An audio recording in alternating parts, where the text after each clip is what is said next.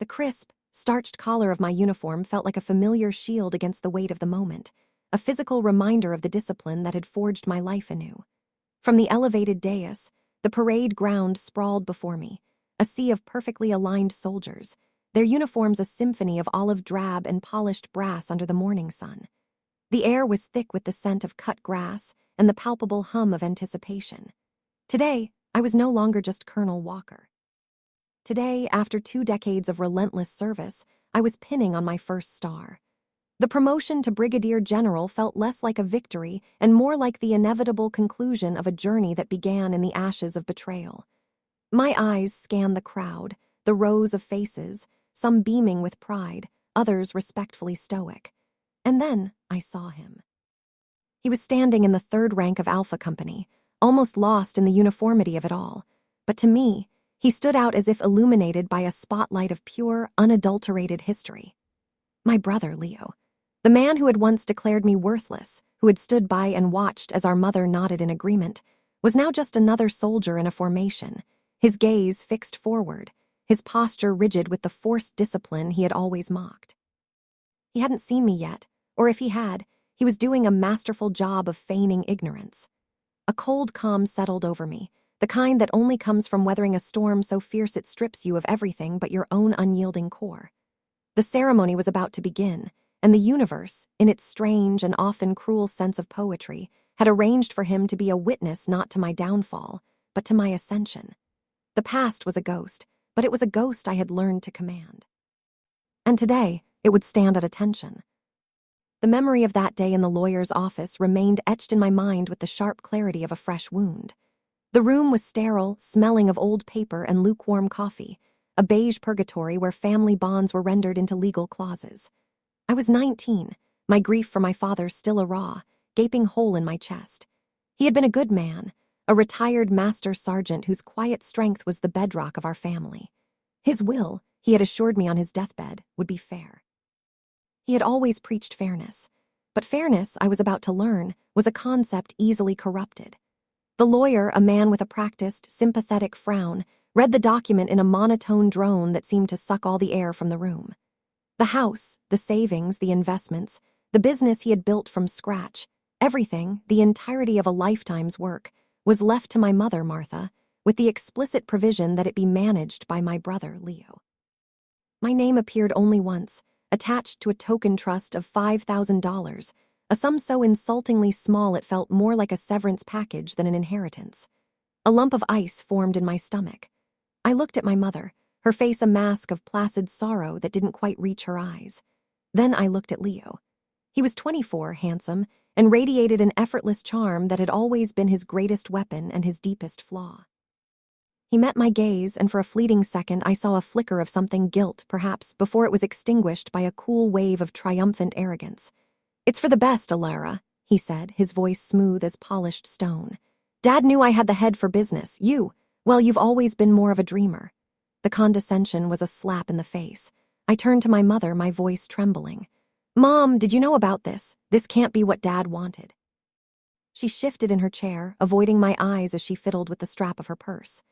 "Your father trusted Leo's judgment. We have to honor that. We need to keep the estate together to make it grow. Splitting it up would be unwise."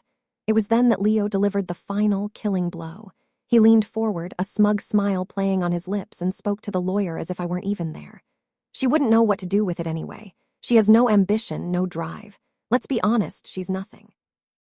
A liability."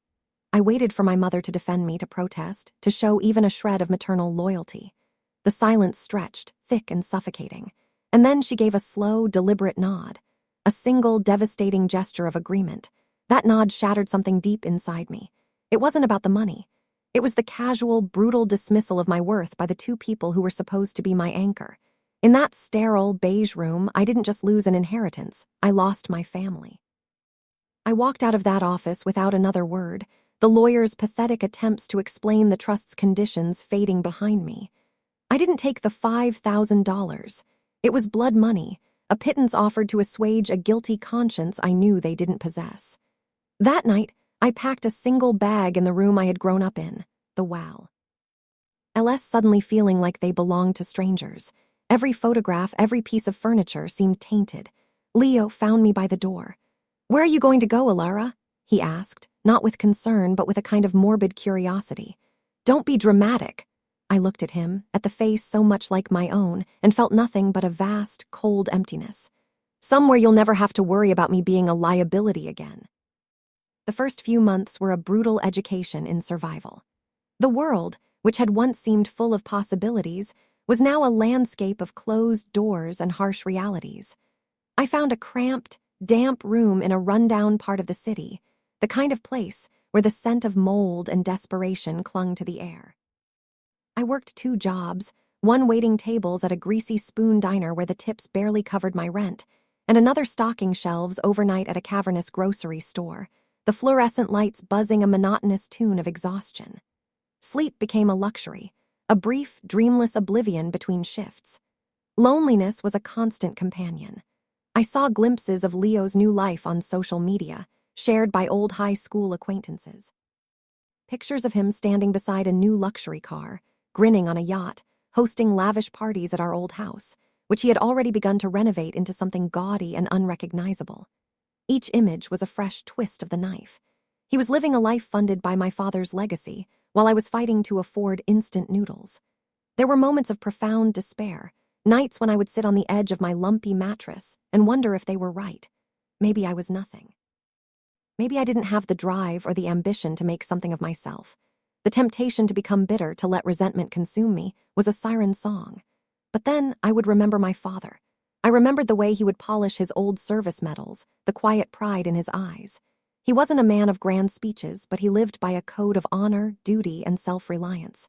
He had faced down his own hardships, and he had never once surrendered his dignity. That memory became my shield. One rainy afternoon, drenched and bone-tired on my way home from the diner, I saw it. A recruitment poster in the window of a military careers office. A soldier in crisp dress blues stood against a backdrop of an American flag, the words, "A Path of Honor," printed below.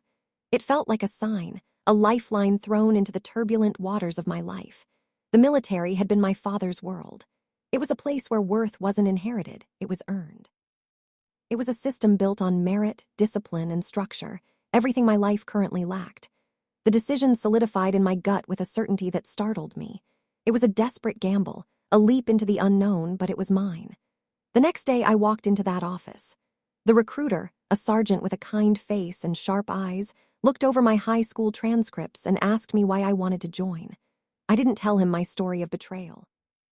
I didn't speak of the stolen inheritance or the family that had cast me aside.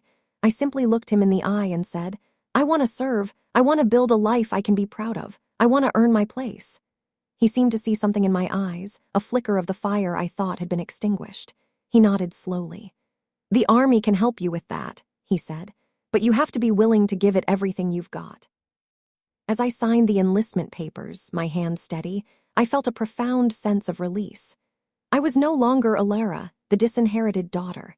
I was stepping onto a new path, one where my name would be defined not by who my family was, but by who I would become.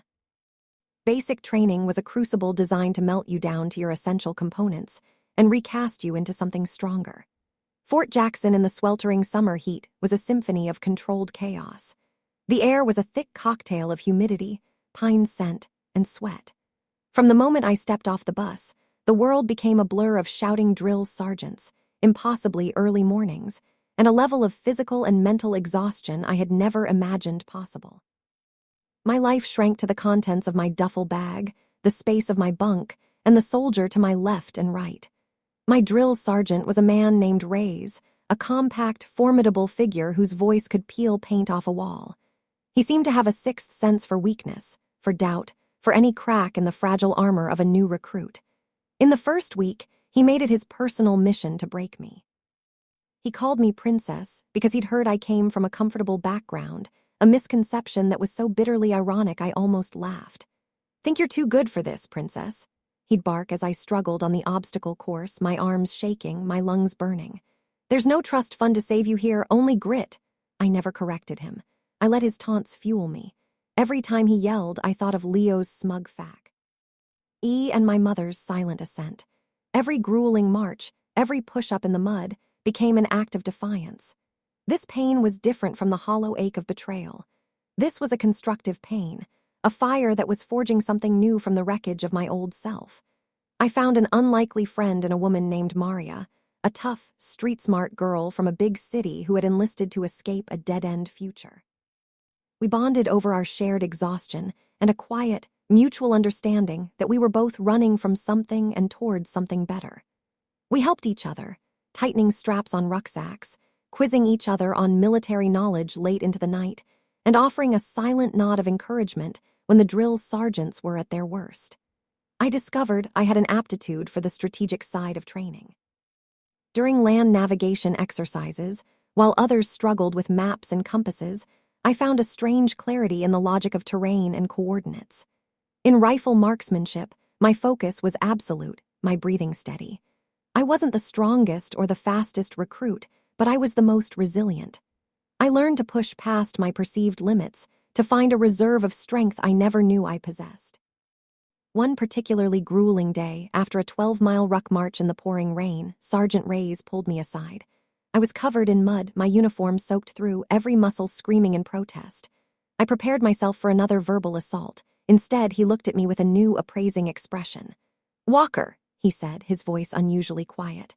"I was wrong about you. You're not a princess. You're a fighter. You've got the heart of a soldier." Coming from him, it was higher praise than any medal. In that moment, something shifted. I wasn't just surviving anymore. I was excelling. I graduated from basic training at the top of my platoon, earning a promotion and the respect of my peers and instructors. As I stood in my freshly pressed dress uniform, I felt a sense of pride that was pure and untainted. It was a feeling Leo, with all his stolen money, would never know. I had laid the first stone in the foundation of my new life, and I had laid it myself. Years that followed were a steady, relentless climb. After my initial enlistment, my company commander saw my potential and pushed me toward officer candidate school. OCS was a different kind of test, less about brute physical endurance and more about leadership, ethics, and the immense pressure of command. It was there I learned that true strength wasn't about shouting orders. It was about inspiring trust, making impossible decisions under fire, and taking responsibility for the lives of others. My first commission as a second lieutenant felt more significant than any birthday or holiday I had ever celebrated. I was assigned to a logistics unit, a field that played to my strengths in strategy and planning. It wasn't glamorous, but it was the lifeblood of the Army, and I threw myself into it with a singular focus. My career became my family, my purpose, my entire world. My first deployment was to a volatile region in the Middle East. It was a trial by fire. The heat was oppressive, the threat level was constant, and the stakes were life and death. I was responsible for coordinating the supply convoys that kept remote forward operating bases running. It was a high-stress, complex puzzle of routes, security, and timing.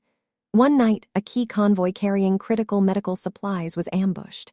The radio chatter was chaotic, a storm of panic and conflicting reports. My commanding officer was miles away, leaving me to make the call. Standard protocol was to pull back, to wait for air support. But I knew the outpost at the end of that line was critically low on plasma and surgical kits. Waiting would cost lives. I looked at the maps, at the intelligence reports on enemy positions, and saw a narrow, high-risk alternate route through a series of treacherous wadis. It was a gamble. For a moment, the old voice of doubt whispered in my ear, Leo's voice, calling me a liability. I silenced it. I made the call. I rerouted the uncompromised half of the convoy, coordinated with a nearby infantry unit for a diversion, and spent the next 3 hours in the Tactical Operations Center, my heart pounding with every static-filled update. The supplies got through. We didn't lose a single soldier. The action earned me a Bronze Star and a reputation as an officer who was calm under pressure and willing to take calculated risks. That medal meant more to me than any inheritance. It was a tangible symbol of my worth, earned through courage and competence. Word of my family trickled in through the grapevine over the years, usually through a well-meaning aunt who would send an occasional Christmas card. Lee had burned through the inheritance with astonishing speed.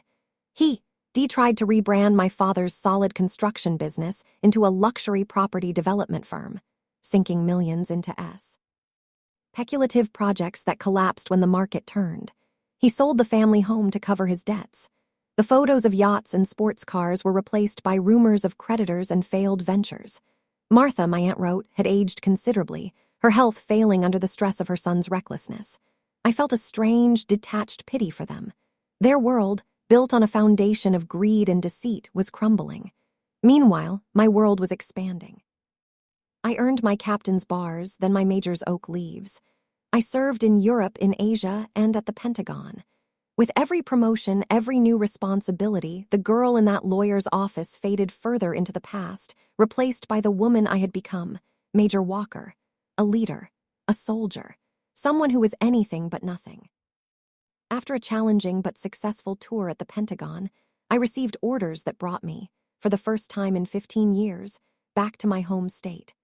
I was now Lieutenant Colonel Walker, assigned as the new garrison commander for Fort Harrison, a sprawling base less than 100 miles from the city where I grew up. The irony was not lost on me. I was returning as a person of significant authority to the very region I had fled in disgrace. The first few weeks were a whirlwind of briefings, meetings, and getting to know the intricate workings of a base that was essentially a small city. One afternoon, while driving just off post, I took a detour on a whim. I found myself on the familiar tree-lined street where I had spent my childhood. I pulled over a block away and just looked. The house was barely recognizable. Leo had added a hideous neoclassical facade, with oversized pillars that looked absurdly out of place among the modest neighboring homes. The once manicured lawn my father had tended with such care was now patchy and overgrown in places, marred by an ostentatious, cracking fountain in the center. A for sale sign was staked into the grass, looking weathered and faded, as if it had been there for a long time. It wasn't a home anymore. It was a monument to Leo's arrogance and failure. I felt a pang, not of nostalgia for the life I had lost, but of sorrow for the desecration of my father's memory. This gaudy, decaying mess was what his life's work had been reduced to. I didn't stay long. Seeing it confirmed what I already knew. There was nothing left for me there. A few weeks later, I attended a welcome reception hosted by the local Chamber of Commerce, a mandatory function to build community relations. As I mingled, a man with a vaguely familiar face approached me. "No, Walker, I'm David Chen. My parents were friends with your father, Robert." The name clicked. The Chens had lived down the street. David was a few years older than me. We exchanged pleasantries, his eyes filled with a mixture of awe at my uniform and a certain awkwardness, as if he wasn't sure what to say. "We were all so sorry to hear about. Well, everything after your father passed," he said, lowering his voice. "And we were all so proud to hear what you've made of yourself. Truly remarkable." He hesitated, then seemed to make a decision. "Listen, I probably shouldn't say anything, but your brother. Leo's had a rough go of it, lost everything. The house has been on the market for years, but nobody wants it. Last I heard, he was in some serious debt, bouncing between odd jobs. It's a shame. He had such a head start." I maintained a professional, neutral expression, though David's words painted a vivid picture. The flashy lifestyle, the unearned confidence, it had all been an illusion, a house of cards built with someone else's money. "People make their own choices, Mr. Chen," I said calmly. "The consequences tend to follow." He nodded, understanding he had touched on a sensitive subject. "Of course. Well, Colonel, it's an honor to have you here. Your father would be bursting with pride." His last words struck a chord deep within me. He was right. My father, the old master sergeant, would have respected the uniform, the rank, the hard-won success. He would have understood the path I had chosen. That knowledge was my comfort, a shield against the ghosts of the past that this new assignment had inadvertently stirred. The call came from my aunt on a cold Tuesday evening. Her voice was strained, heavy with the kind of reluctance that precedes bad news. "Elara, I know we don't talk much, but I felt you needed to know. It's about your mother." Martha had suffered a severe stroke. She was in the county hospital, her prognosis uncertain. My aunt explained that Leo was nowhere to be found. His phone went straight to voicemail, and his last known address was a cheap rental apartment he'd been evicted from months ago. The financial burden of our mother's care was falling entirely on my aunt. I felt a surge of complex, conflicting emotions, a vestigial flicker of concern for the woman who gave me life, overshadowed by the cold, hard wall of her betrayal, but overriding. It all was a sense of duty, not to her, but to the memory of my father. He would never have let his wife face such a crisis alone, no matter the circumstances. After a long, silent pause, I told my aunt I would handle it. I arranged for Martha to be transferred to a top-tier private care facility near the base, a place with the best neurological specialists in the state. I paid for it all, wiring the funds from the savings I had meticulously accumulated over my career. It was a significant sum, but I didn't hesitate. It wasn't an act of forgiveness. It was an act of closure, a final settling of a debt I didn't owe but chose to pay anyway just to be done with it. A week later, Leo finally surfaced. He called me, not my aunt. His voice, once so full of smooth arrogance, was now thin and reedy, laced with a desperation he couldn't hide. "Elara, I heard what you did for Mom, thank you." "She's being taken care of," I said, my tone flat and devoid of warmth. "Where have you been, Leo?" He launched into a rambling, pathetic story of bad luck, of deals that went south, of people who had cheated him. It was a narrative completely devoid of personal responsibility. He was still the victim in his own story. Finally, he got to the point. "Look, I'm in a real bind. I'm broke. I can't even afford a bus ticket to come see her. I was thinking, maybe you could help me out. Just a little to get back on my feet." The audacity of it was breathtaking. After everything, he was asking me for a handout. "No, Leo," I said, the words as cold and sharp as ice. The silence on the other end of the line was heavy. "But we're family," he stammered, his voice cracking. "You gave up the right to call us that a long time ago," I replied and hung up the phone. I learned what happened next a few months later. Backed into a corner, with no money, no prospects, and creditors closing in, Leo made a decision that was the ultimate act of desperation. He walked into the same recruitment office I had walked into nearly 2 decades earlier and enlisted in the Army. He wasn't seeking honor or service. He was seeking a steady paycheck, health care, and a roof over his head. He was running from his failures, hoping to hide inside the same institution that I had made my home. The news hit me with a jolt. The universe wasn't just poetic, it had a wicked sense of humor. Leo, the man who had called me nothing, was now a private in the United States Army. And I, the liability, was the lieutenant colonel in command of the very base where he would eventually be stationed. The first 6 months of Leo's enlistment passed without incident. He was at a different fort for basic training and his advanced individual training, a world away from the command structure of Fort Harrison. I received a promotion during that time, pinning on the silver eagle of a full colonel. My responsibilities grew, my schedule filled with the endless demands of base command. The knowledge that Leo was now in the Army was a strange, abstract fact I kept compartmentalized in the back of my mind. It felt distant, almost unreal. Then, the transfer orders came across my desk. A new wave of soldiers, fresh from their initial training, were being assigned to various units at Fort Harrison. My executive officer handed me the personnel roster for my morning briefing. As I scanned the list of names, my eyes snagged on one. Private Leo Walker, assigned to a transportation company under the 19th Sustainment Brigade. My heart gave a single, hard thump against my ribs. It was happening. Our worlds, which had spun in opposite directions for so long, were now set on a direct collision course.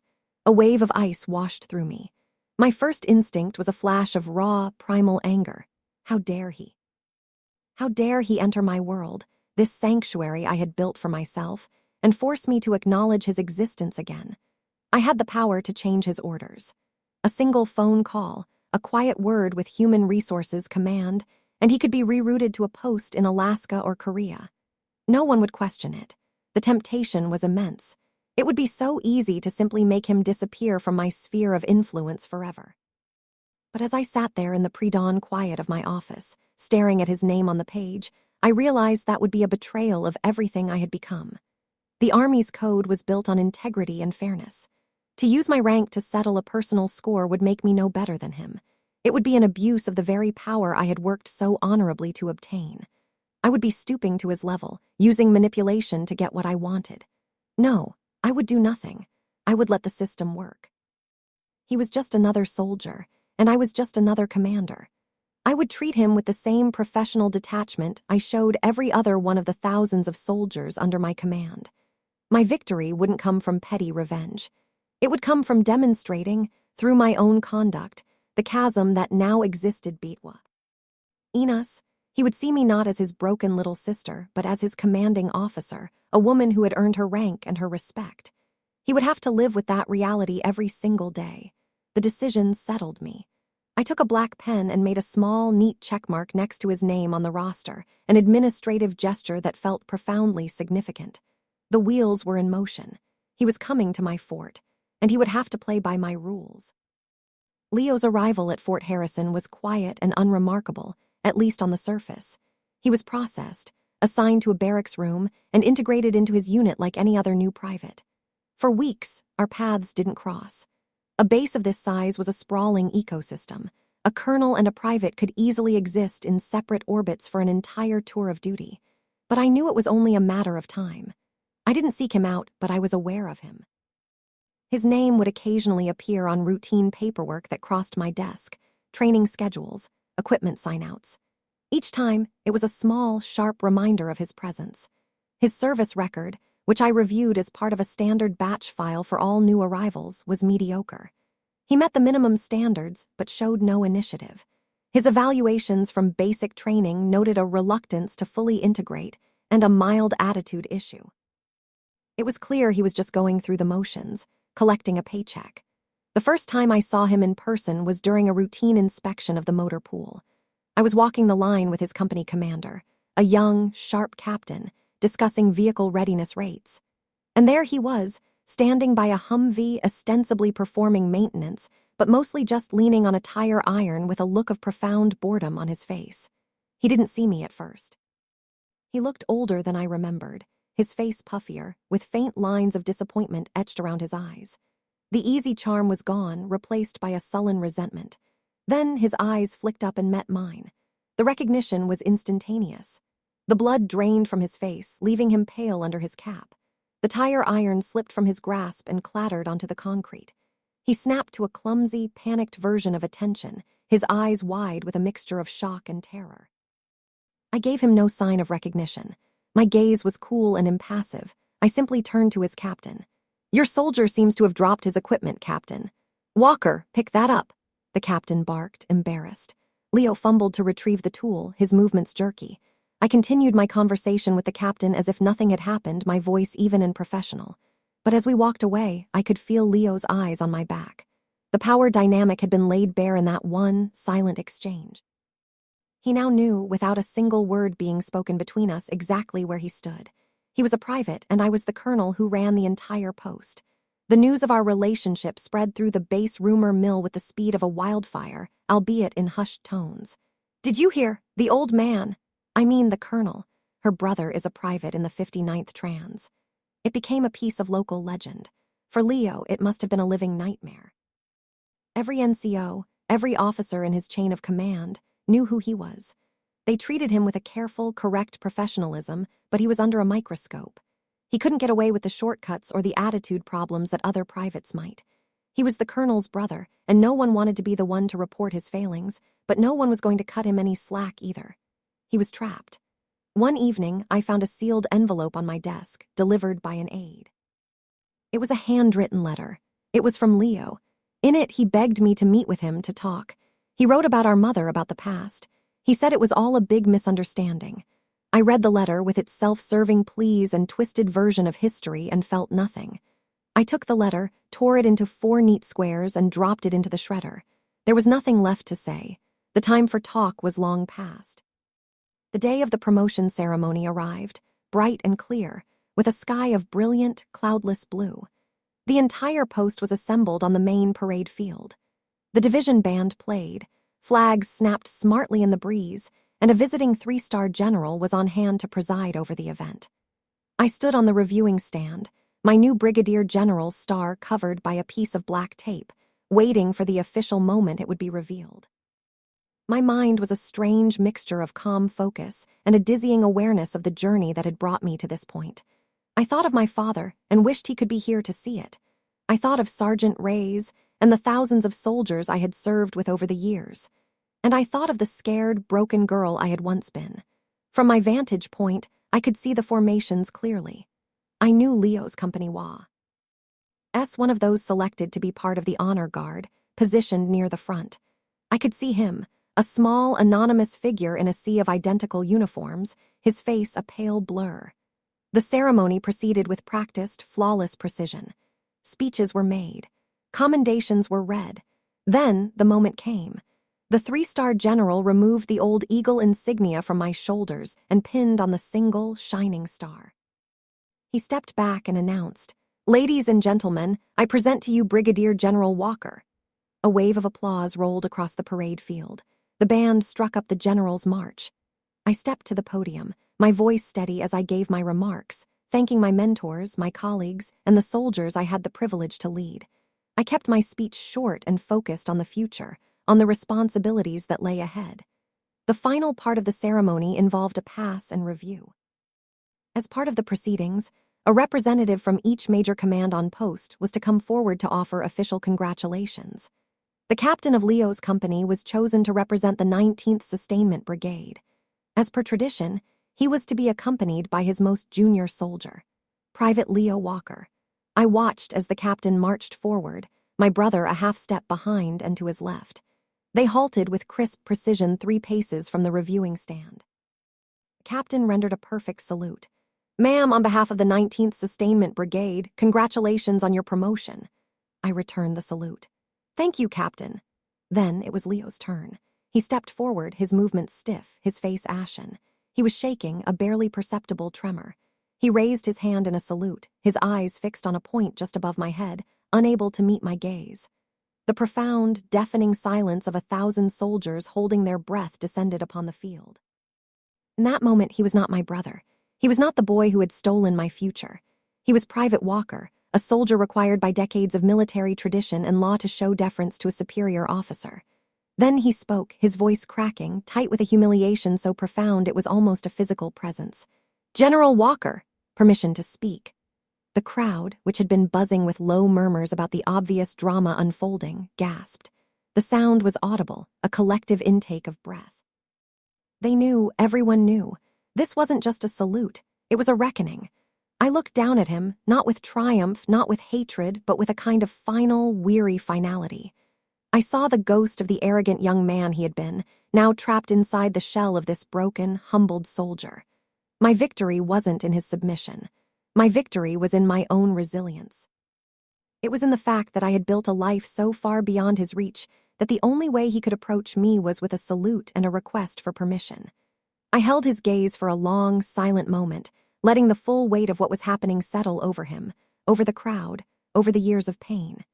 Then, I gave a single, sharp, professional nod. I didn't need to grant him permission. My silence was the only answer he would ever get from me. The ceremony concluded, and as the formations marched off the field, the carefully constructed dam of my composure finally began to crack. I retreated to my office, the congratulations of my peers echoing in my ears, and closed the door behind me. I sank into my chair, the weight of the single star on my shoulder suddenly feeling immense. The image of Leo's face, pale, terrified, and utterly defeated, was burned into my mind. There was no joy in it. There was no sweet taste of revenge. There was only a profound, hollow sadness for everything our family had been and everything it had become. An hour later, my aide informed me that a Private Walker was at the front desk, insisting he had a personal matter to discuss with me. I knew this moment was inevitable. I told her to send him in.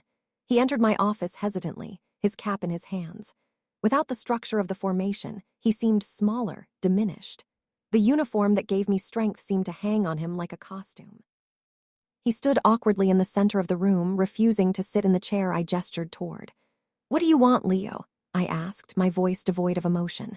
He finally looked at me, his eyes pleading. "Elara, I am so sorry," he whispered, the words sounding foreign and clumsy on his tongue. "I was an idiot. I was arrogant and stupid, and I let Dad's money go to my head. I ruined everything, and what I did to you, it was unforgivable." He spoke of our mother, who had passed away peacefully in the care facility 6 months prior. He hadn't attended the funeral. He said he was too ashamed. He talked about his failures, the string of bad decisions that had led him here to this moment, standing before me as a subordinate. I listened without interruption, my expression unreadable. When he was finished, a pathetic sea. Lentz filled the room. He was waiting for something: absolution, forgiveness, perhaps even pity. "You're not sorry for what you did, Leo," I said finally, my voice low and steady. "You're sorry for where you ended up. You're sorry you got caught. You're sorry that the person you dismissed as nothing now holds your career in her hands. Your apology is 20 years too late, and it's directed at the wrong person." He flinched as if I had struck him. What do you mean? You should have apologized to Dad, I continued, the words coming from a place of deep, settled conviction. You took his life's work, everything he built through decades of honest labor, and you squandered it. You dishonored his memory. That is the one thing I can never forgive you for. I stood up and walked to the window, looking out over the base, my base. You made your choices. You chose money over family, arrogance over integrity. You enlisted in this army not out of a sense of duty, but as an escape. Now you have to live with those choices. You will serve out your contract. You will be a soldier. You will be held to the same standard as everyone else. And you and I will have nothing more to say to each other. Are we clear? He could only nod, his eyes glistening with unshed tears. Dismissed, Private, I said, my voice crisp with command. He turned and walked out of my office and out of my life for the last time. The resolution wasn't a moment of catharsis. It was a quiet, somber closing of a chapter. I was a general. I had power, respect, and a career that had exceeded my wildest dreams. But my mother was gone. My brother was a stranger in a familiar uniform. I had no family to share my triumph with. The cost of my ascent had been a profound and unshakable solitude. That weekend, I drove to the National Cemetery where my father was buried. I stood before his simple, elegant headstone, the words Master Sergeant Robert Walker carved into the white marble. I placed a fresh bouquet of flowers at its base and ran my fingers over the cold stone. I didn't speak. I didn't need to. I straightened my uniform jacket, rendered a slow, perfect salute to his memory, and held it, my eyes clear. The justice I had found wasn't in my brother's humiliation, but in my own quiet honor. I had become the legacy he would have been proud of. And in the end, that was the only victory that truly mattered.